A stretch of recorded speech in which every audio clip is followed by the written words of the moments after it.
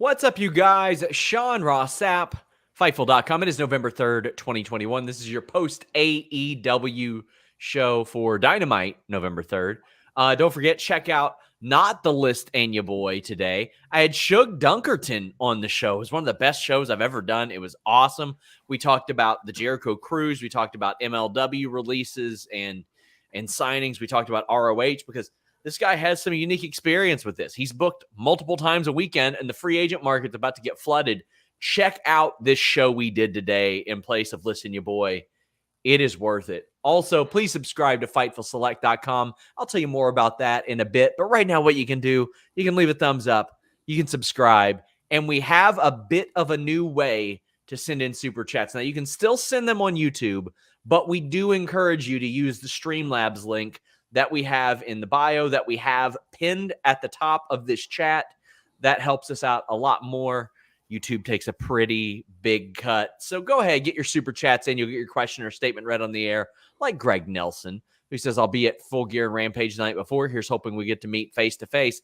I hope so. Greg Nelson, the one who made this, the demented mind that made this. I love it. Nerd Guru says, I see SRS didn't get the beanie memo for tonight. Well, you know what? You can all get beanie memos now at shop.fightful.com because we have Fightful beanies. Our great moderator, the greatest moderator, Cher Delaware, encouraged us to do it. But you know what? I should probably introduce my co-host. We got Alex Pawlowski. Hi, yeah, it's officially beanie weather again. Because I do this in my basement, which doesn't have great heating or insulation. So when it gets to be 28 degrees outside up here in Wisconsin, I got to put on the beanie or I'm going to freeze to death. We've got Bobby D. It's Robert DeFelice. Robert, how you doing? Being on the opposite end of that, I can tell you, living in Florida, 69 degrees is cold. So it's like, Look at he's got his full beard. It's grown out even more. He's got a beanie. It's winter. It's 70.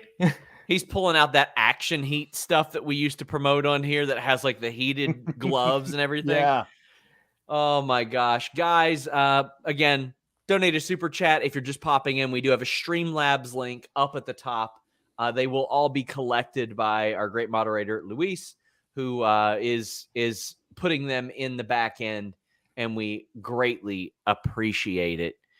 Let's go ahead and talk about AEW, and let's actually start with the CM Punk promo because that ties into something else. Last night, the wee hours of the morning, Tony Khan had posted a tweet noting that Jon Moxley had wanted to share or gave permission to share that he would be doing an inpatient rehab program for alcohol. Now, Moxley's book is out this week. I understand he talks a little bit about this, but this is a positive move for somebody to take if they recognize they need to. CM Punk did a promo that wasn't much of a promo. It was more of him just saying this is the right thing to do. Yeah, I don't know how much of this Jon Moxley gave the green light on, but you know what? I am all for them saying do what Jon Moxley did if you need help with that. I think everybody watching this has probably known somebody or maybe even yourself that's went through something like that. So, Alex, I think this was a good thing to do. And I would imagine, and this, I don't want to speak for him, but I would imagine if this could help somebody else, Jon Moxley's probably okay with it. Yeah. I think ultimately he is. I know he's kind of a close to the vest type of guy, unless he wants to tell you about Kevin Dunn. But I think that, but I think that this was really great coming from Punk, who I think a lot of us got introduced to as the straight edge guy. And I think it's kind of interesting, like to curl back around to being this guy giving this promo and being absolutely straight about it. Like not like this is not a professional wrestling promo. This is Phil giving you some like straight talk about this thing. I think that was really great. And it is a great message. Like, yes, a lot of people have had experience with this. I had two people in my life in very different capacities and in responding to this kind of thing in very different ways. My grandfather died of alcoholism, never sought help, drove away everybody who ever loved him. died alone, and my best friend got help, and is now, I believe, 10 years sober. And it all depends on how you want to handle these things. But the best part of, I think, of all this is him saying, if you need help, get it, reach out for it, find somebody, because this is the best thing to do.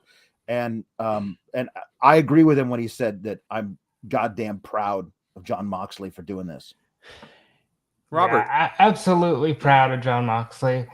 I think most importantly, he's got a young child at home, and he sees that he's doing what's right for the family, and that takes all the courage in the world. And I think it's great that he wants to get this help, and that he was able to see it before it became an overbearing issue, and that's really awesome. I'm hopeful that Moxley gets the help that he desires, the help he needs. I've been fortunate enough to meet his mom, a wonderful woman. Everybody knows what kind of person Renee Paquette is. So in addition to millions pulling for him, he's got a pretty good support system locally for him as well. Joey Bag of Donuts says, Punk's promo made me cry. It was good. And Punk, being the guy who has in character railed against alcohol and stuff like that, I thought it was important that he distinguished that, because this isn't a character thing. This is a real thing. And that is the unique stage of professional wrestling, in that, Jon Moxley is a character, but he is also a person, even though that's not his real name. That he is a person. So I really like that. And I really liked the promo that followed.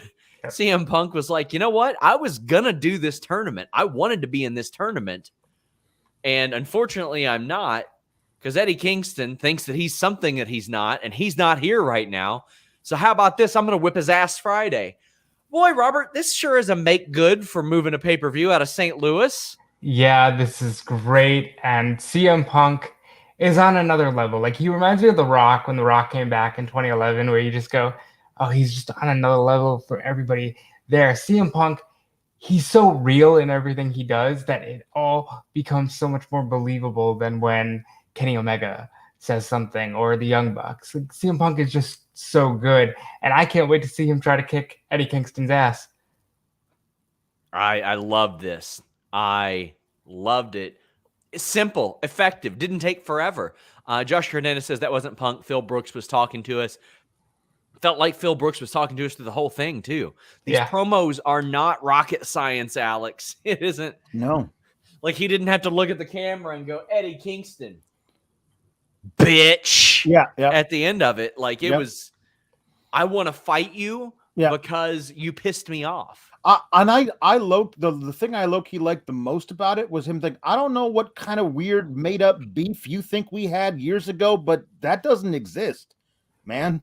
Like, I like, and I think that's an interesting thing. Like, I had no problem with you until you decided to step to me last Friday. And by the way, that was one of the most real looking backstage like altercations I've ever seen. It was great. And I love that we get to see them have their hash it out in the ring promo battle, which will inevitably lead to the actual match. Probably a Full Gear, and I can't wait for either of those things. We got some super chats. Jam Beard says, as a Canadian, those are taquays, not beanies. Whatever, pal. Ian says, for Robert, for fostering a cat to a good home. Good for you, Robert. Thank you. I love that. I know that you grew fond of that cat, as we all do when we foster them. It's very easy to be like, you know what? I'm going to find a good home. And then by the time it happens, you're like, gosh. Yeah. And that's how you end up with 6 cats.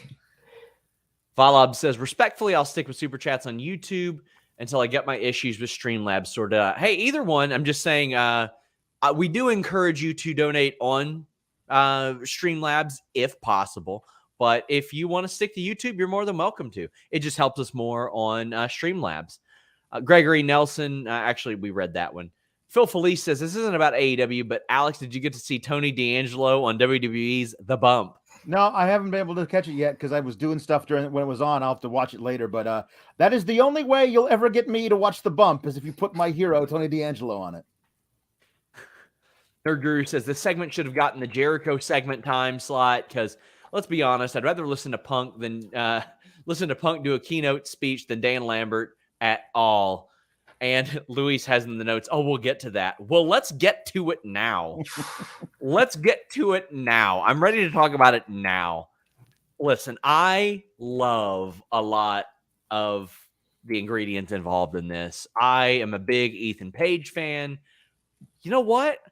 Even though Andrade Arlovski has some of those boring fights in UFC history, hasn't finished anybody since like the Revolutionary War, I respect the fact that after he got his jaw obliterated 3 times and people said, he's done, he's cooked, he'll never be anything again, he's still out there caking the UFC for $250,000 every single time he wins a fight at age 472. I love it. I love that too. Now, there's this promo, and I did not like it. And the more that happened, the less I like them. We've got Mike Provencher saying the Van Zant Jericho stuff ruined this show for me. Why have Van Zant, an actual tough person, act tough if you're just going to have the face of the company dismiss and belittle her by implying all he takes seriously about her is sex? Disgusting. So Van Zant knows what she's getting into there. I'll say that. She knew exactly what the setup was for that.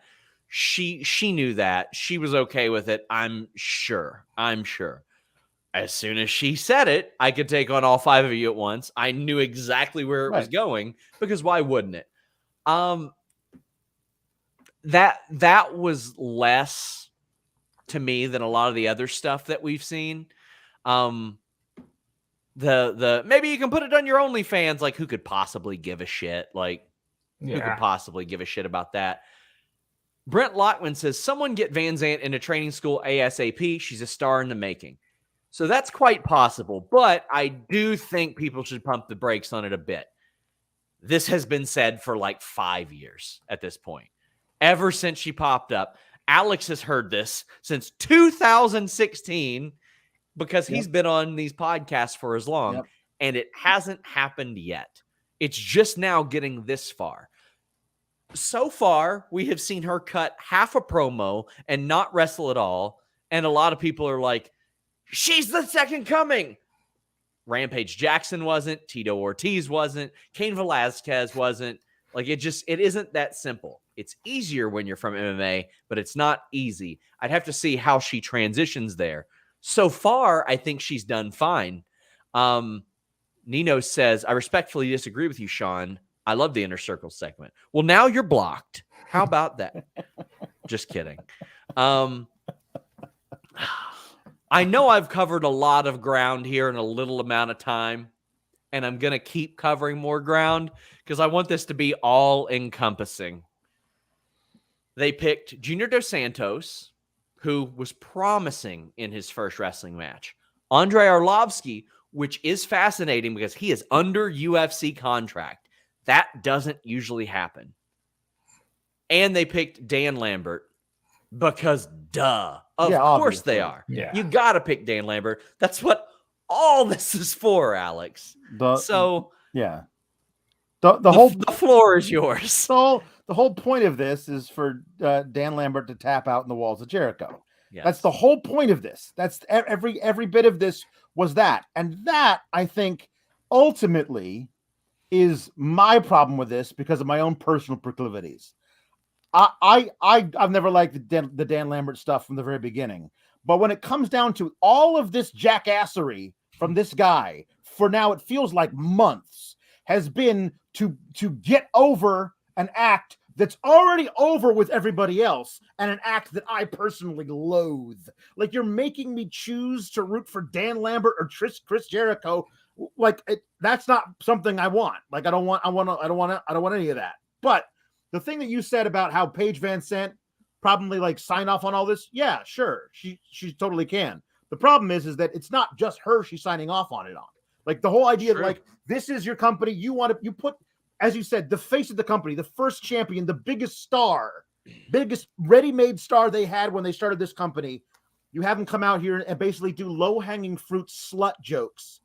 Like, it's AEW should be better than that. That's always been my issue with this stuff is like I've seen Chris Jericho get a million different things over. So I know he doesn't have to resort to that. Robert, we have a few super chats. DKC Return says Jericho's segments always feel like he's stuck in WWE still. Well, sometimes that stuff works. Sometimes it does. Well then. We lost him. All Where'd right. he go? I think Jericho just cut him off. Jericho cut him off. Hold on, let me see if I can get rid of this thing. Damn. Oh, there he is. I don't know why. This ain't a PG product. Chill out. Listen to what the fuck people say. I beg of you, Killer Mike 375. There is nobody saying make this a PG show. They said it is low-hanging fruit. They're smarter than that. Yeah. They can do better. Yeah. People saying this isn't always somebody going, well, gosh, golly, I'm offended by this. Yes. It's saying it's stupid. Yeah. It's not entertaining. It's not that they can do better. It's not always, OMG, somebody's triggered, man. that's not always what it is. Sometimes it's just like, It's sometimes it's lame. It's just lame. They can do better. Jericho's a funny guy. We have a bunch of super chats about this. Vape It Up says, it was a solid show, but felt rushed. Damn Lambert. Daniel R says, I love LAX. I am over the inner circle. I really am. Robert, we have not heard you speak about this unless you spoke in that period in which I got the hell off the show. Jake Hager needs to never touch a microphone. Oh, I can't even recall what he said, but at the time, I was so just bothered by the fact that it came out of his mouth that I never want to see him talk Junior again. Dos Santos looked like Popeye. A There, cartoon yeah, from yeah, he said, 1938. okay. But okay. I don't know what happened to him. I once had high hopes for him. Jake Hager sucks. I don't want to see it ever again. Jericho's fine. He said fat-faced dipshit. Dan Lambert acted appropriately. It is what it is. I hope to God this leads to Filthy Tom joining AEW. That's all I want to see from this. And if it doesn't happen, I will be sad. I hope so too. He claims he hasn't had talks with them. We'll see. If you guys want a funny little experience, go back to my interview with Tom Lawler and me asking him on camera without prepping him. So your MLW contract, what's up? And then 2 days later, I confirmed it. But he very much did not want to answer that question before he got murdered in a casket match on MLW TV. Volob says, look, I popped for that Popeye laugh from Hager. Not me, buddy. No, I used to eat that Popeye cereal. It was garbage. Did you ever have that, Alex, when you were little? No, I did not. It was the puffed wheat with no sugar on it. So it's like, imagine Golden Crisp without the sugar. Oh, it's horrible. They're trying to get you to eat spinach, not cereal. It's made to be bad. Buddy, being poor sucked. Daniel said, the MMA comment shows how special Brock Lesnar is. Well, I mean, there are a lot of MMA fighters that transition really well. Ronda Rousey, Riddle, Brock Lesnar, there are a lot that have. It's just we don't know until they do it. You never know how somebody's going to take to it. We got a super chat that says, the match should be fun, but that Jericho and ATT segment made me change the channel tonight. It dragged so much. That comes from L Milkman. And Anakin says, really wish Layla was a part of Inner Circle so we could get Paige versus Layla Hirsch. Yeah, it seems like we only get super chats about this. And it's more like this is a waste of time. This needs to move on, et cetera, et cetera.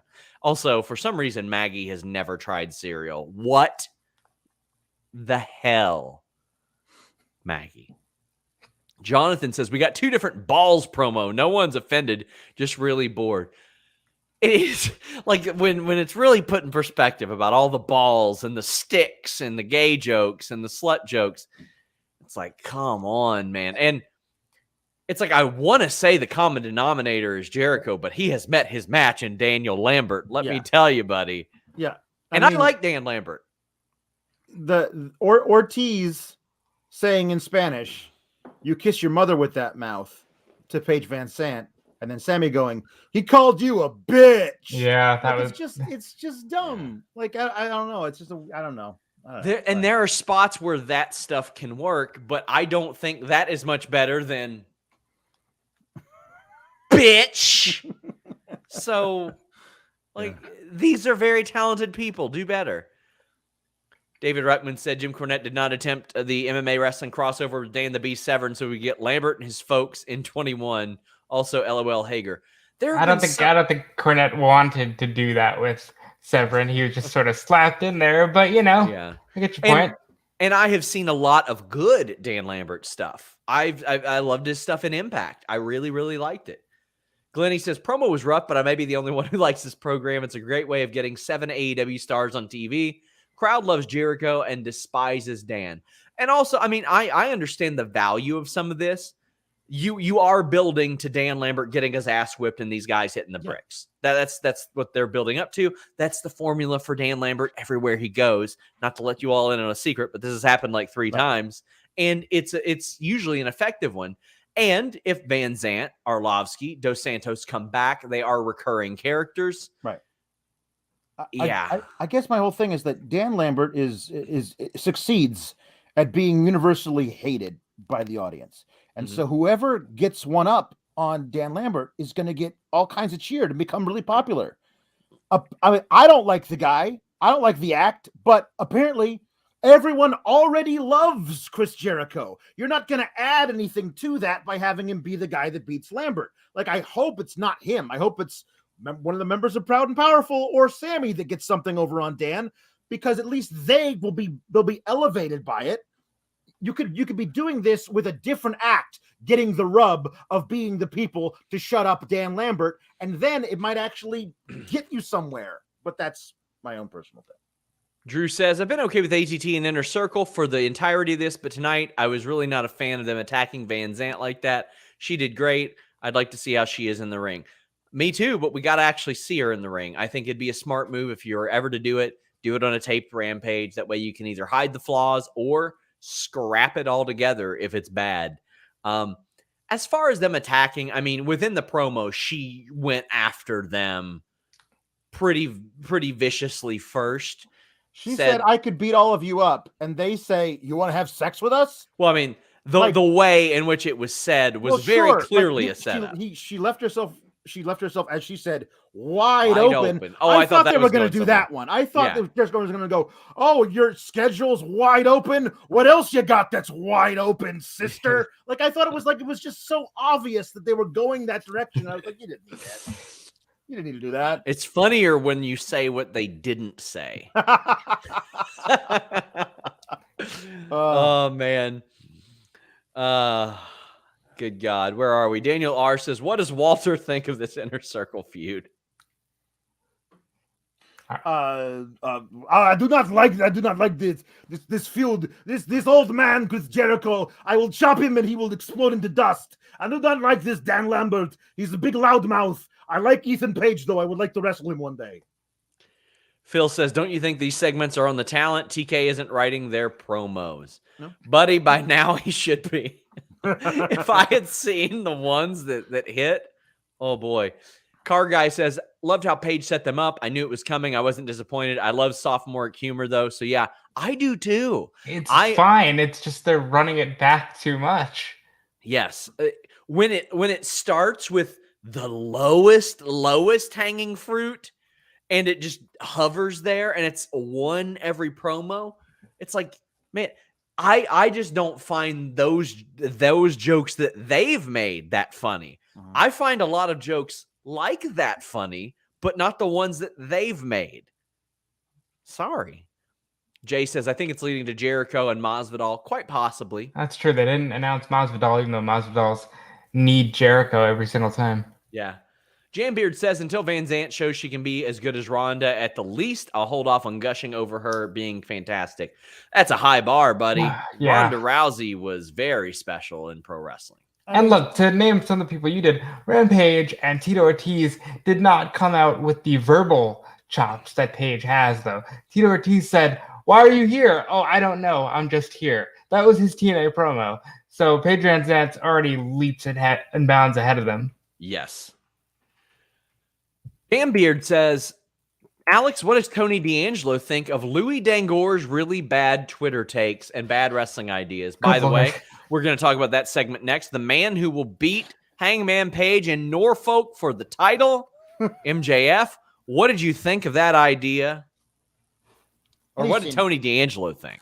Listen, I don't know about this Louis Dangoor or whatever this guy, the Brit. Listen. This is one of the dumbest ideas I've ever heard come out of anybody's mouth. But hey, listen, you want to beat Adam Page right after he wins the championship? You want to give everybody all this joy and take it away? You, my friend, are a thief of joy, and I got no time for you. Get out of here.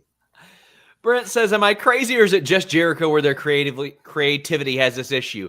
It seems very much tied. I mean, Cody Rhodes just got out of there, so I guess Jericho's the only one in that spot now. Yeah. But I mean, the sophomoric stuff like that. Yeah. And again, I'm a fan of sophomoric humor. I really am. But damn. Shazarn says, I hope at Full Gear Van Zant destroys Jericho and another member of IC takes out Lambert. Hi from Australia. Well, hi from Kentucky. And, you know, I'd be fine with that. We got a super chat about Kyle O'Reilly. It was revealed today by PW Insider, and we did confirm it that Cole, possibly O'Reilly, possibly Gargano, possibly Kevin Owens, all pillars of the real NXT could be gone to AEW by January. That's insane. Shame WWE. Well, I got to say, in the case of some of those fellas, you can't shame WWE. You can't shame WWE on Adam Cole. Maybe some of the manager pitches and stuff, but he was booked very, very well. Kyle O'Reilly, until like the last 3 weeks, has been booked pretty well. So I don't know about shaming them for those. Jay Blood says it felt like AEW is painting by their own numbers tonight. Still a fun show, but I feel like we've seen versions of nearly every segment on the show. I would agree with that. I would definitely agree with that, except for the CM Punk stuff at the beginning. But to me, you don't always have to do different for different sake. Sometimes you do, but not always. Yeah, they're about to have a pay-per-view, and it's going to be really good. So I think they can coast for a little bit. Reminder, guys, donate a super chat or donate on Streamlabs. The link is in our chat. We still have some from the CM Punk promo. Eric Marsh says, Mox getting the help he needs, and the Punk promo hit close to the heart for me. Just celebrated 3 years of sobriety last week. Well, congratulations, and we're happy you're sober, my friend. Thank you for sharing that with us as well. Nerdstorm says, as someone who struggled with mental health issues the majority of my life, having seen the devastation of alcoholism can have on a family member, seeing AEW on TV, showcasing compassion, the strength within it got me teared up. Much love, guys. And acknowledging it and Mox allowing it to be acknowledged. I've got a ton of respect for that. JW Pringle says, hats off to Punk for that amazing promo. If you think you need help, seek it out. We need you here with us. You are loved and worthy. JW Pringle, I appreciate you always sending that in your super chats as well. Follow at NAMI Communicate. They have a bunch of wonderful resources there. NAMI is a great organization that can help you guys out too. Brent Lockman says, Red Dragon is calling Kyle. They even have the song. Oh, buddy. I mean, there is a real possibility, Robert, that we get the undisputed era against the Elite. Listen, Tony Khan needs to sign all four of those guys as they are made available, just as a flex, just to say, hey, this was your core, now I have them.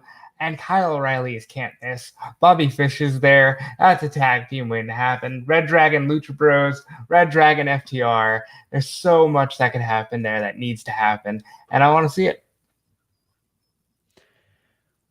We've got Shazam saying, I hope it, well, we've already read that one. Sorry. Jay Blood says, ultimately, this feud's purpose should be to elevate Sky and Paige. Paige got a title shot, but hopefully it leads to him going over on Jericho.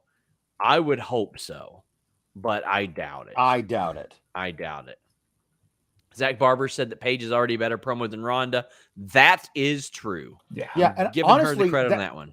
That's one of the things that is often hardest for the other athletes to come into wrestling. They don't have that kind of ease with the microphone that Paige already does. You can probably teach her how to do a few of these wrestling moves a lot easier than you can teach somebody who isn't very comfortable with a microphone in their hand how to become comfortable with a microphone in their hand. HL Mad Larkin says, I made a mistake of watching Cornette's take on Sheeta Deeb, and it was not only insulting, but it made me angry for the first time watching in a long time about wrestling. I guess all Japanese women are 100 pounds and dressed like schoolgirls. Frustrating. I would call that frustrating. I don't like to comment on somebody else's comments, that just for future reference, guys. That's not something I like for us to do here. People can have their own bad, terrible, good, not good opinions on their own. Unless it's Louis Dangor, then absolutely fuck him. We will comment on his terrible comments. But yeah, I didn't agree with those at all. Well, we've got a Malachi Black promo and a Miro promo. This will set up Miro later in the night, so we will talk about this then. But then we get Kenny Omega versus Alan Angels 2. If you guys remember, Alan Angels was the person who, as I say, I don't care what anybody comments. Brian Satin had tweeted about last year and wanted Kenny Omega to go over a little bit stronger on. After Kenny beat Alan Angels 5 from Dark Order, he said, "You ruined my career." Like, he poked fun at it. Ryan Satin had some fun with it too. I thought this was all in good fun.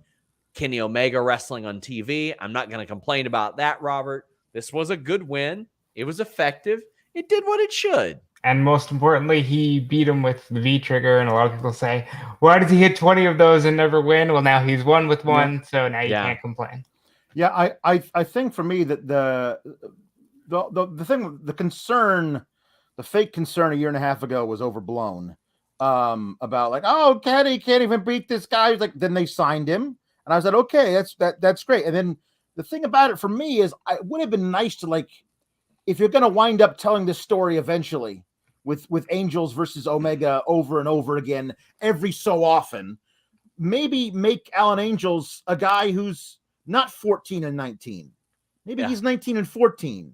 And he's getting better all the time and picking up victories, because the guy who's still 14 and 19, Kenny Omega still can't put him away. And I don't care what you got JR on commentary saying, hey, some guys just got your number. Like, you book the matches. It's not real fighting. So I thought they were going to do this again and have Kenny put him away in about half the time he did last time. That kind of a thing to see this. But I thought that Angels did great in this match. And my thought is, if he's this good, why are you booking him to lose 14 out of 35 matches? Super Click, Christian Cage. I am very much ready for the Young Bucks to move on past Jurassic Express. Very much. But a lot of ass whoopings going on here, including Adam Cole awaiting word to make sure he's alive after he got concertoed hard. But this is a really good brawl. Personally, I'm ready to move on past Young Bucks and Jurassic. But, Robert, I thought this brawl kicked ass. The brawl kicked ass. I had a little bit of a problem with the way it was shot, because it looked like Nick Jackson was waiting to super kick Christian forever. And at that point, just attack him from behind. You don't need to kick him. And you could see Jungle Boy coming in from the shot and JR going, oh my God, where'd he come from? Even though you could clearly see it. Other than that, I thought this was good. I don't want to see Jurassic and Young Bucks again, especially now there's no titles at stake, but I'm ready for Christian and Adam Cole. That's a match that I'm ready to see. Daniel R. also brings up Silver versus Cole on Friday. They did a short John Silver promo after this where he referenced, oh, well, maybe you should just cut your hair, become our manager, and rename yourself Budge. Yeah. A wink and a nod to the WWE stuff. Yeah. We've got Nerd Guru saying, I need something better for Cole. Maybe we're waiting for Kyle so he can turn on Kenny to reform Undisputed Era, but Cole versus Bryan should be the final for the tourney. Well, Alex, they're in a unique position.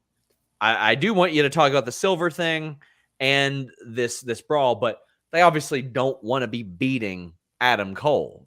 No. Adam Cole can.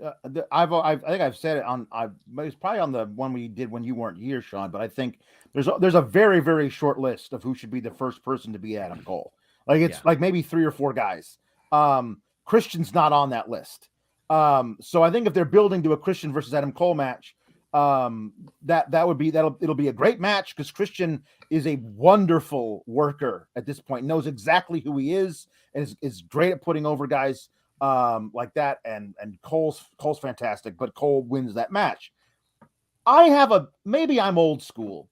I have a slight problem with them doing the concerto that viciously to Cole tonight, and then being like, he's going to wrestle John Silver in 2 days. And it's just like, are we sure about that? I'd like for it to very much be like, no, he ain't. Yeah. Because he just got concertoed, Robert. Yeah, if they were going to do this, they should have done this match tonight and then had him concertoed, and then he doesn't show up on Friday. It's fine. Yeah, and this has to have ramifications. Like this has to have something. Like he's going to need some big help for this.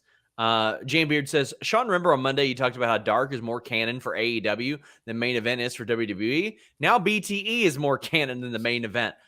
There were definitely a lot of people that didn't know what the hell Budge was. They didn't understand it. And that's going to happen. That is definitely going to happen. We saw some Danhausen signs in the crowd. As Hugh Janus says, a lot of Fanhausens in the crowd tonight. They need to sign him up when he's better, licensed to print money. I know, because he prints it himself. It seems like he will be at WrestleCade this November. I'll be there as well. We'll have a booth set up to do interviews. Guys, check it out. Even if you're not in the area, go check out WrestleCade, a 3-day event in North Carolina, Winston-Salem. It is a must attend for me every year it happens. November 26 to 28 at the Benton Convention Center in Winston-Salem. Danhausen will be there. Sting, Kurt Angle, Gail Kim, Braun Strowman, tons of others. Go to WrestleCade.com and check that out. I will be on the scene doing lots of interviews. I think Jeremy's going to come there as well. We got Chris Statlander, Ruby Riott, Bunny, Red Velvet promos. What do these do for you, Alex? Not a whole lot. Did we have a women's match tonight? Yeah. Jenny Hayter. Yeah, yes, we did. The Hayter one. We don't have super chats about it, so yeah, it didn't stand out on the run sheet. My apologies. Right. No, it's not a whole lot. I mean, like Bunny saying like Red Velvet is a nice person. Being nice isn't how you win championships. Oh, I'm sorry, Bunny. Can you show me all the championships you've won? Like, it's a weird thing to have people say that when it's obvious you can poke holes in it. I will say we skipped over it, but I did love earlier Malachi Black's promo where he said, Tony Khan has banned me from ringside, but don't you know when they assassinated Caesar, it was more than just Marcus Brutus that stuck the knife in. And I loved that sets up the fact that Andrade has people all over the place to help him in his feud with Cody. And of course, we saw that come to fruition later. Yeah, these promos were fine. Like, I wish we were getting 2 women's matches on Rampage instead of doing the Adam Cole John Silver. You know, hey. So we also saw a Sheeta Nyla segment where Nyla approached Sheeta to set up their match. Sure, this was effective, simple storytelling. Still don't know the big benefit of Vicky with Nyla, but this is fine. She's on the payroll, and they seem to like the pairing, so that's cool. We got a tweet about this that asked, why was she saying how long it took her to get 50 wins when she doesn't have 50 wins? And I think that's a good question. Why would you ask? I wonder if it was like you were stuck on 49 for too long. But that also doesn't make a whole lot of sense because she lost the first attempt at 50 and then won the second attempt. That there's too many holes. Like sometimes I think it would be good to have somebody who maybe not writes your promos, but edits them for you to find big holes in the plot that you've written for yourself. The creative filter. And also, this is like the one women's match in the company we've seen 5 times. It's weird that they keep going back to this. They're starting to fall into a lot of rematches. I don't need that. Jambeard says, remember, teeth are not a DQ. People already have teeth in their mouth, so it's perfectly legal. Very nice, very evil. Hey, Danhausen Danhausen's got that one in the bag, quite literally. He has a bag of teeth. Jambeard says, I have so much respect for Mox, what he did. For someone who's probably seen or heard about his fair share of other wrestlers not getting the help, it's such a huge thing for him to do and to be an example for other people to follow. Yes, there is no shame in getting help, and I'm glad that that is the prevalent thought here, besides his health, of course. Well, we had FTR against the former Kalisto and Aerostar. It's good to see Kalisto back in action. I love these kinds of matches because you can see for all the people that have typecast FTR, they can work the style if they want to, Alex. I mean, we've seen Cash Wheeler bust out a springboard 450. Yeah. Baller Lasagna says the best part of the night was Aerostar flipping around Dax for a few seconds until Dax just punched him in the corner. And I love the guys that generally work with them are good sports about this too. Yeah. Because you play off of each other. You make entertaining moments off of that. Yeah.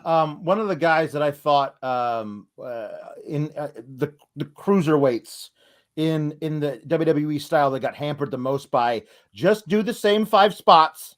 That's the thing we want you to do. And then that's it. Was the former Kalisto. And like, I think he's amazingly talented, and he showed way more, I thought, in this match than whatever he showed in WWE. Very happy. Like, this is his first match since he left WWE. Yeah. Like, that's kind of cool. And I'm a huge Aerostar mark going back from Lucha Underground when he would like climb to the tallest structure in the entire arena and then jump off of it. He's nuts. I thought this was a lot of fun. You could sell me on FDR keeping those AAA belts for a long time and just wrestling luchadors and saying, no, we refuse to flip. We are going to beat you anyway. And I think that could be a lot of fun for a little while anyway. I would say they should sign Kalisto and Aerostar to at least tier 0. Like, bring them in regularly for Dark. Let them get a few wins. These are why these guys should be here. The match was great. Great action all around. I couldn't get over how bad these tag team titles looked. And I've seen these titles before, but tonight it really, like, they look so out of place for a major company. They look terrible. Derek Gordon says Sheeta and Nyla have only wrestled twice. I don't need to see it a third. A little more than that. I don't need to see it a third.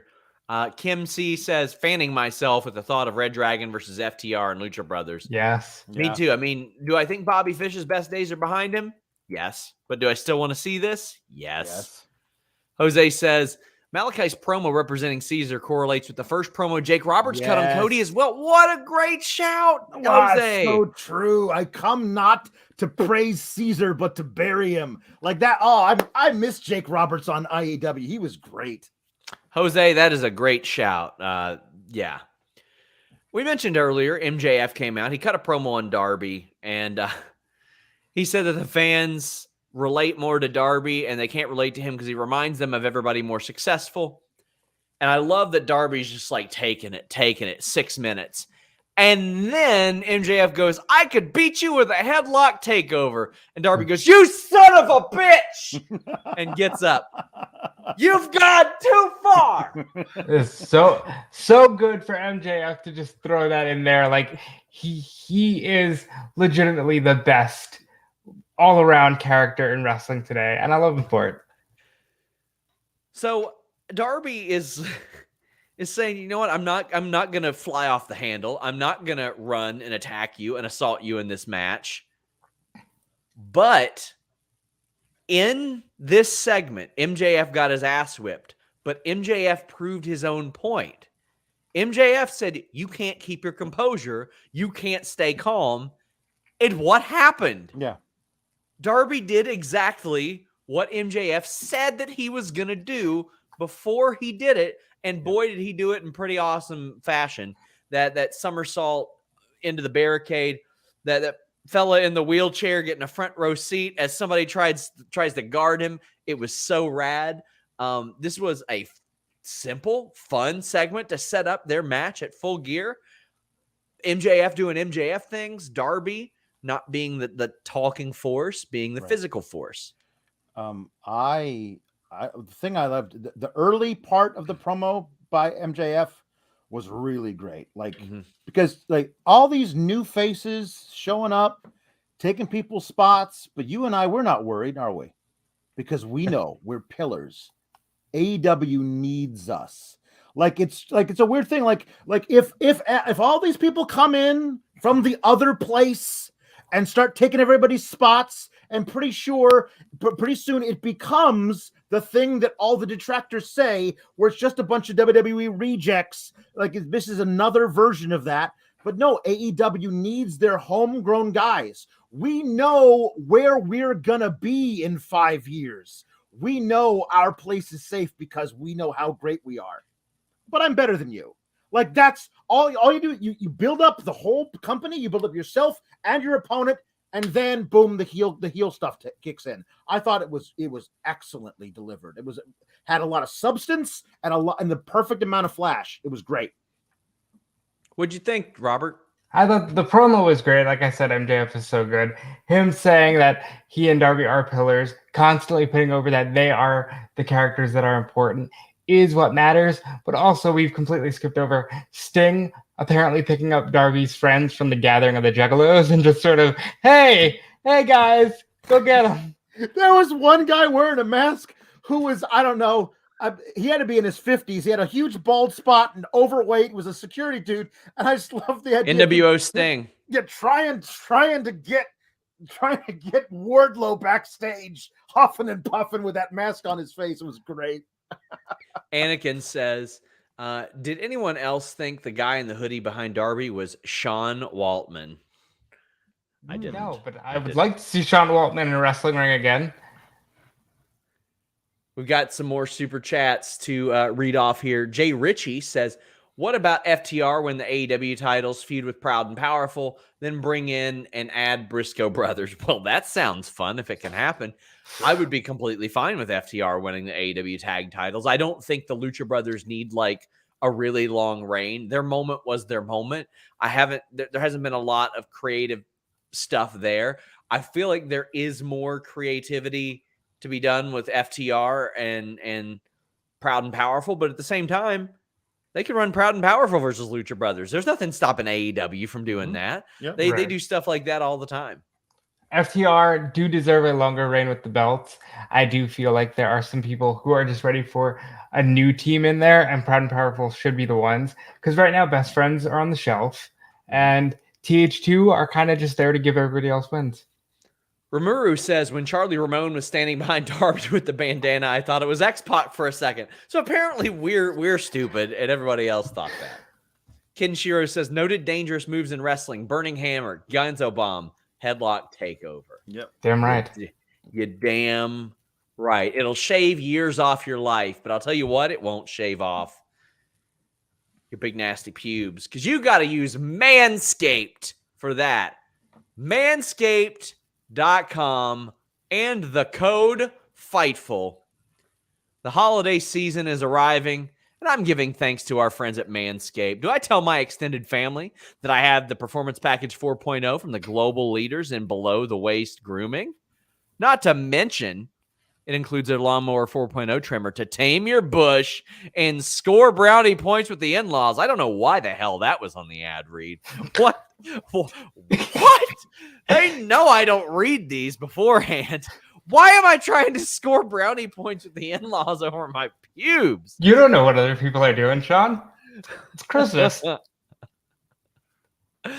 Oh my God. Gift yourself Manscaped for the man in your life who needs it. Or, I don't know, maybe your in-laws by the sounds of it.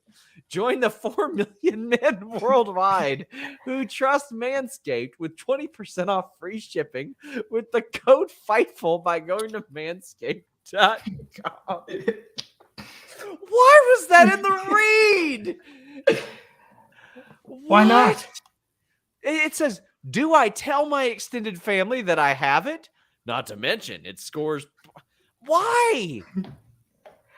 Anyway, here's the drill. Performance Package 4.0, legitimately, despite this read that they sent me, I should have known better than to let anybody else do it. Despite, it is a great product. The Lawnmower 4.0 rules. It's got the advanced skin safe technology. That way you won't carve up your nuts like a Thanksgiving turkey. It's got the 4000K LED spotlight.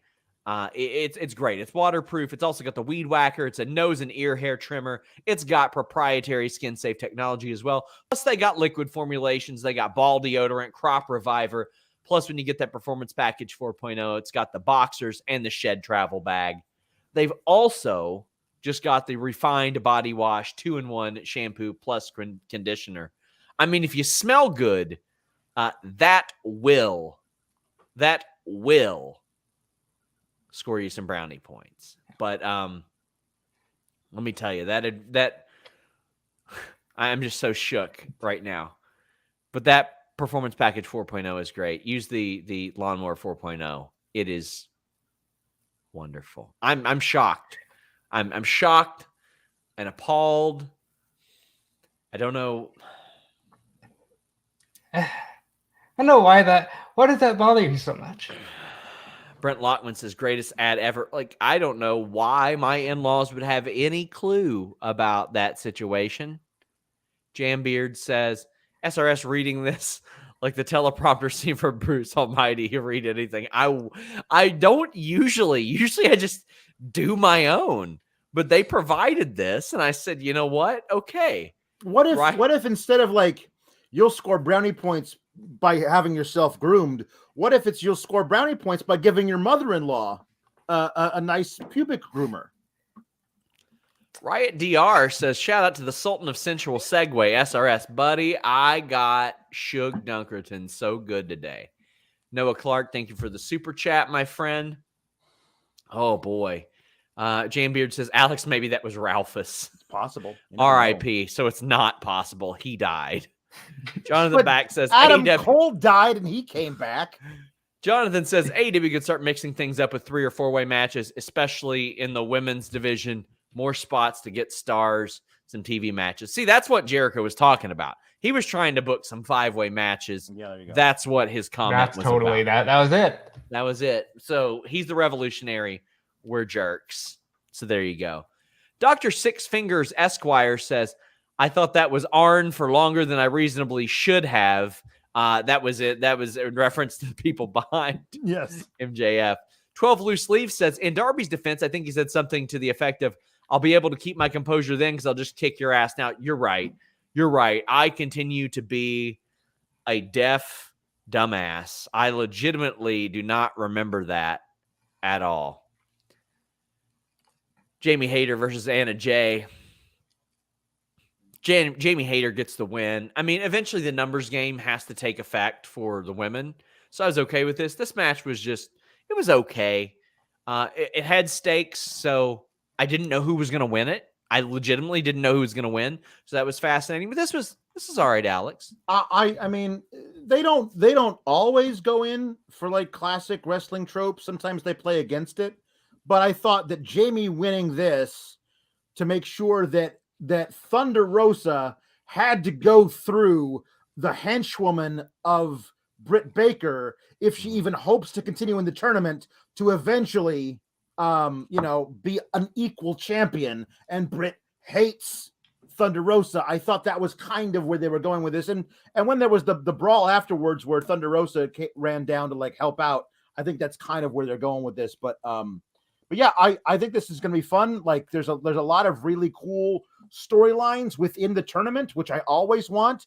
Like, don't just give me tournament matches, give me the storylines that play out within it too. Yeah, this was fine. Lariat. I always love a good lariat. I think Jamie Hayter is fantastic. I didn't really have a lot of doubt here because I knew the winner of this was going to fight Thunder Rosa, so it seemed like Hayter would be the one. And they did what they did, and I like the little 3-on-3 after the match, and I like where this is going. I still think this title belongs to Jade Cargill, but I'm willing to be proven wrong. Same here. Dante, Leo, Seidel, and Lee freaking Moriarty. So Matt Seidel is backstage, and he's like, hey, it's all love. I respect you. If you want to train with somebody else, I got somebody else that wants to train with me. I'd love for us to have a match. It's Lee Moriarty. Simple. Leo Rush was not, He was just like, hey, you want to do a match? We'll do it. This was very like friendly competitive. Like, I'll show you we're better. I don't mind stuff like this. I really like this setup. I just hope the match actually freaking happens. Yeah. But this is good. Like, Lee Moriarty rules too. He does, and I do love him just standing there, hanging out, not really doing much. And I wonder if this is the beginning of Mastermind Leo Rush, like that Lee Moriarty is actually a double agent and is going to turn on Seidel during the match because he's actually a plant by Leo Rush. And Dante's like, what? You never told me about any of this. Don't worry, it's all part of the plan. Like, there's some cool stuff. You could tell that story if you wanted to. There's a lot of really interesting layers to this. And one of them is just, as you said, I love like Matt Seidel being totally okay with his former tag partner and mentee, Dante Martin, finding somebody else to train with, because that's fine. I respect you. Like, we don't usually get to see that in professional wrestling, and I think it's kind of cool. All due respect to the other Seidel brother, I'm infinitely more excited about this match than I was about the other match. So that's really good. Same. Cyclops says more women's matches and fewer Jericho promos, please. Yeah, they got to get there. I'm surprised they're not using this tournament to be like, all right, 2 matches on Rampage at least. Zero Fear says, off topic, but what happened to Bear Country? Well, Bear Country is still around as far as I know. Isn't one of them injured? Maybe. No. They're back. They're doing fine. They did the dark tapings. They faced good. Pinnacle. Yeah. They won a match at the dark tapings. Like, they're not on full-time deals, so they won't be around nearly as much. I believe we are at Cody.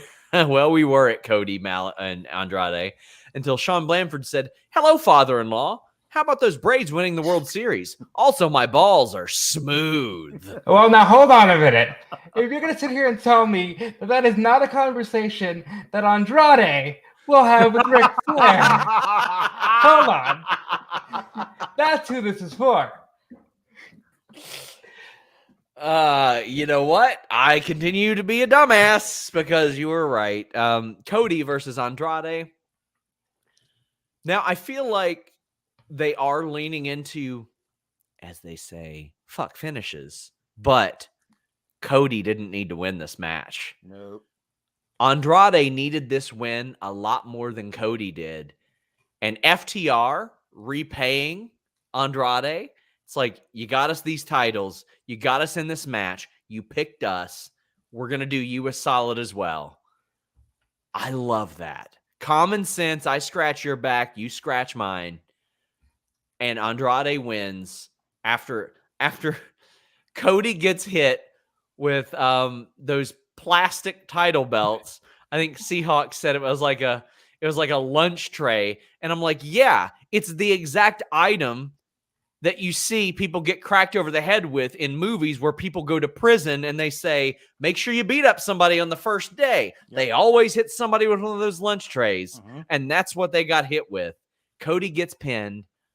I'm all for this. I love the match. Cody doesn't get hurt by this. Cody's bulletproof, Alex. Oh, yeah. No, yeah. And I think that there's more of this story they're going to lean into at some point. Although I think they may test Cody being physically bulletproof. They may actually try to shoot him to get him over as a babyface at this point. The Arn Anderson turn? Yeah, Arn. They might have to. I liked the Arn and Tully squaring up at the end. I thought that was fun. But like I think that there's something continues to be very, very interesting about all of this. Cody, I like saying out loud, "I will not turn," is such a weird thing for a wrestler to do, and like his real life persona that he presents on his Rose to the Top show, where he's just like he's trying to get Brandy, who wants to be a heel, to insist on being a babyface the way he is. Like that show is an absolute companion piece to his delusion on Dynamite, and it's really interesting if you look at all of it together. I don't know. Maggie says FTR is finally getting revenge on Cody for fuck the revival. Mm-hmm. I don't know that I ever popped as much during BTE than when Brandy popped her head over and just screamed "fuck the revival" out of nowhere. That was one of the all-time great moments of BTE. I miss Cody on BTE a lot. Yeah. Like, I wish. I say I wish they'd get over what issues there are, but now I don't because I want there to be a good story in this. There's a storyline on TV in what's going on with them right now. Pablo says, love the pedigree teases from Cody. Will this be the universal sign he turns heel whenever he hits it? Yep. Throwback to the Thronebreaker promo, turning into what he hates. Great symbolism. Robert, I think the symbolism is amazing. Snap So Joe for thinks me- he's getting good. I think me- he's got to use the pedigree as a finish when it happens. For me, the thing I enjoy the most is all these teases. This all keeps coming back to a promo Cody cut at like the beginning of the pandemic where he said he was the 4th signee. And you got Arn, you got Tully. I think Cody desperately wants to think he's a horseman. He's got the suits, he's got everything, but he's still a Rhodes. Exactly. And I think that's where the swerve is coming in, because if you thought Arn and Tully were about to do anything but look at the Rhodes and start beating the crap out of him, you will never be one of us. That's will where I think we're never going. be one of us. And You're a Rhodes. You will never, ever, ever be one of us, no matter how much you want it. Fly in Barry Windham. Where's Sid Vicious? Get Paul Roma. Get Paul Roma to say, you will never be me. Pretty Paul that's Roma. the kind of thing I want to Twist the see. knife.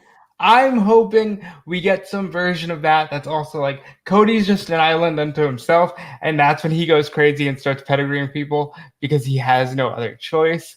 But I'm willing to wait for the slow burn because this is actually fun. And this is the first time I've had fun watching Cody on TV in over a year. Jambeard says, for a second, I thought Arn was going to turn heel and hug Tully as a swerve after they squared up. That's what's coming. I mean, Lucha Brothers made the save. They didn't hit each other. Jesus says he can call the pedigree the Rhodes to the top. Yes, he can. He sure If you can. remember when Arn and Tully and the Rock and Roll Express had that tag team appreciation night and FTR revealed they were with Tully, Arn just left. Arn said, I see what's happening here. I'm going to excuse myself, and walked away. So there's something there. I just want to say there's a lot of pieces to play off of. Also, if I'm AEW, I'm calling up Ole Anderson, and I'm getting him for the video game. Everybody that's ever been like a horseman before, they've got Malenko. They could call up Mongo. Like almost everybody that's ever been a horseman, they have access to. I don't think there's any under WWE contract, is there? Nope. No. Rick, Arn, Ole, Tully, Lex. Lex is the only one. Lex is under like some sort of deal with them, but Wyndham, Sting, Sid, Roma, Pillman, Mongo, Hennig, Malenko, even Jarrett. My God, but he was never a member, but he was holy crap. I'll take it. Just throw them all in there. Oh boy. Like I like merchandising ideas are going through my head right now. Oh, this was fun stuff. I like the way it worked. Cyclops says, are Tully and Arn going to break Cody break Cody in a parking lot? Yes, they should. They absolutely should. Yeah, I think so. I just like the idea of this possibly going somewhere like that. Yeah, that was that super chat. Well, we got the main event, Orange Cassidy against the replacement Miro. Miro was, I've got more details on this on Fightful Select, and I got some people saying, spoilers, Sean. This wasn't a spoiler. They announced it at the top of the show. This was not like a big secret they were keeping or anything. But Miro coming in as the replacement, great. Admittedly, I didn't think he was going to win because Orange Cassidy is supremely protected in this company. Miro won. And Robert, I think he should have won. Oh, yeah. I think he's got to win. And he won very convincingly. As soon as he fell back in that accolade or the game over, tap-a-roo, this went how I thought it should go. I love a good elbow drop to a standing opponent. I love that. And Orange Cassidy did one outside and gave a thumbs up to Matt Hardy. There was a lot of good in this match. A lot of good in this match. I think Miro is the best possible choice. I had thought, let's just do Orange Cassidy and Bryan, because that is something they obviously want to do. And I have no interest in a story there. So if we can get it as a one and done, I'd rather it that way. But Miro coming in and just immediately going to the finals of a title tournament when he knows he needs to come home with a title in order to get back into his house, because CJ won't have it any other way, is the best thing you can do. I still think Bryan's got to break his heart and beat him at Full Gear, but I'm very excited to see Miro versus Bryan, which we never actually got one-on-one in WWE. Alex, we've got Anakin JMT saying, what does Tony D think about Miro's anger at God? and Pedro saying, what does Tony think of Miro's promo from tonight? Listen, this guy, Bulgaria, is, as far as I know, I'm not in my geography. It's very close, I believe, to Italy. He and I are basically brothers. I love this guy. I love that he's angry at God, because sometimes I too, listen, I was raised Catholic, but sometimes I do not love the Lord myself. He has dealt me a bad hand 1 or 2 times, and I would like to fight him. So I have I'm a fan of the Miros. Listen, I loved his promo earlier in the night. Like man, this whole thing of like, so you were listening when I threatened you. I threatened God and he granted me this opportunity is really cool. But now we will see if you are actually listening, because I must win or now I will have to kill you, is so great. And all of this weird Conan the Barbarian type imagery, like my road home has begun and it is paved with the skulls of those who would stand in my way. Like, he's just amazing. And I love that he won. I think that the story they were telling is having the finals being Danielson versus a brute that he's going to have to kill to beat. And that was this version of Moxley that they were building up. Surely, I think Moxley probably would have squashed Cassidy real quick in this thing. That was the story they were building with Moxley. So having Miro beat Cassidy and then Danielson having to go through Miro to get the job done, I think is the same basic storyline. I honestly thought they were going to have Moxley beat Danielson. I thought they were going to have. I thought that was where they were going to set up Moxley versus Hangman. Now, on the 13th of November, Miro versus Danielson. This version of Rusev, the apex version of Rusev, Miro, versus this version of Daniel Bryan, the apex version of Daniel Bryan, Bryan Danielson. I don't know of a match that is going to pop me more personally, because I love both of these guys so much. So this entire match has to be worked around guillotines and triangle chokes, because the neck is the established Achilles heel of Miro. But I love the idea of everything that happened to Rusev being canon. And this is a guy who went through a divorce, and now his wife is like, fine, you want back in the house? You want back into my life? You got to kill, and you got to be a winner again, because you were a loser and I was sick of you. I love that idea. Hope that's the story they tell. And I'm really excited for this match, because now I don't know who's going to win. And I don't think Miro should beat Danielson first, but I think he might. They are going to beat the absolute shit out of one another. I can't wait. Mateo says, first time to be able to send a super chat due to living in the Netherlands. Wanted to thank you for the great work. Hey, thank you so much. If you guys want to thank us a little bit more, subscribe to FightfulSelect.com. I have not plugged that yet today, but I'm going to do it before we head down the stretch of our super chats and humper chats that we have. Broke some news today on a New Japan star whose contract is coming up. Got some behind-the-scenes news on Miro serving as Moxley's replacement. Up a tier, you get early access to interviews and all that good stuff. But I'm going to have a whole lot of news on the ROH video library. I had a big story yesterday. Quite frankly, Vince McMahon didn't like Bray Wyatt anymore. I don't know how else to put it. Bray Wyatt was outspoken about creative, and that was the situation. You also get Alex's Sour Graps reviews. So every single day on FightfulSelect.com, you get at least one piece of exclusive wrestling news and at least one show. Fridays, I do figure hauls. Tomorrow, I'll be doing a Q&A show. Alex does Sour Graps. We have reviews on the weekend called The Weekender that kind of all encompasses the things that we don't cover live here. Check it out. Spread the word. At the beginning of the month, we always have a bunch that fall off. So re-up, subscribe. Let us know if it's not working so we can complain to Patreon. Sandipan says, first time super chat. Love the work. Love SRS, Kalex, and the other guy, DeFelice.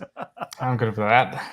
What could be the morale backstage with so many potential free agents that it might lead for reduced TV time for existing ones? I haven't heard of a bunch of negative morale in AEW. Most people realize that people are getting cycled in or out, maybe a little bit, but then those people that I hear about being a little frustrated get cycled back onto TV. Like, I haven't heard that. I just haven't heard that yet. And as we've seen in wrestling today, you don't really see a lot of that cutthroat mentality. Like when you do, people end up getting, it ends up being a big blow up story about a title belt exchange of all segments because these stories are so rare. So I don't think anybody would really be upset that their friends can come work for AEW possibly. And you'll see so many like fans say, oh, well, they got this title run, that title run. Creative satisfaction is the ultimate thing that I've noticed that a lot of people are worried about. Ronald says, I liked how in commentary Brian focused on Miro's bandaged leg. Yeah. That was an interesting touch because Daniel Bryan Danielson, American Dragonson, is going to kick the shit out of that leg. He is. Self-Willed Soul says, do you think they're going to run with Miro winning the whole tournament? If so, hopefully this foreshadows him winning the AEW title down the line, even if he doesn't win it this time around. So I feel like, so they're not going to do another pay-per-view until like February, but they're going to do a big show in January. Yeah. I think Bryan Danielson and Hangman Page is a hell of a thing to cap off that big show. Alex, what do you think? Do you think it'll be Miro or Danielson? I think they probably put Danielson over Miro. But as I said, I thought they were going to do the story of Moxley like turning into what he hated before, which is Omega cheating to take his title from him and him having to cheat to beat Danielson so he can get his title back.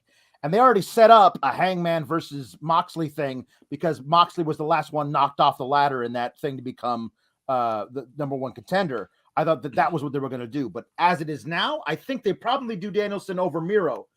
But Miro is like that one loss to Sammy is the only blemish on his record since he's become this version of Miro. So that guy, if they put him over Danielson, then that Miro versus Hangman is something I would surely be interested in as well. If Miro wins the tournament, I think he's winning the title. I think they will go all the way. If Bryan gets it, I see them doing a reverse Flair and Sting. I know the rumor is Battle of the Belts. They do have that trademarked. It could be like a Clash of Champions. Let's have Bryan take Hangman all the way and show how good of a wrestler he can be. Yeah. But I think Hangman's not long for that title, even though I do think he will win and give the fans that moment. So to be clear, you're saying that he's going to lose it in Norfolk against No, I didn't say he was losing it in Norfolk to MJF. Dylan Bishop says, is Miro the perfect monster heel? A built-in way to really beat him and explain away losses with a compelling champion and non-champion gimmick.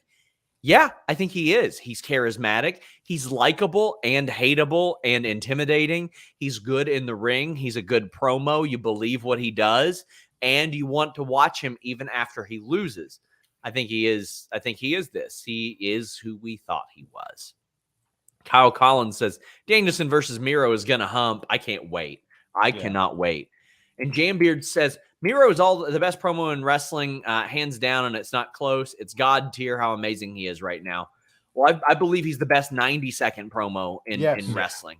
Without a doubt. These little pre-tapes he does backstage with the lighting and everything, like the full video package where they add music and highlights over it, those things are second to none. But I just love that they have him going. He's in a feud with God, and in the meantime, he's gonna beat up Orange Cassidy and then try to murder Bryan Danielson on pay-per-view. Yeah. And depending on the result of that match, he might go right back into feuding with God himself.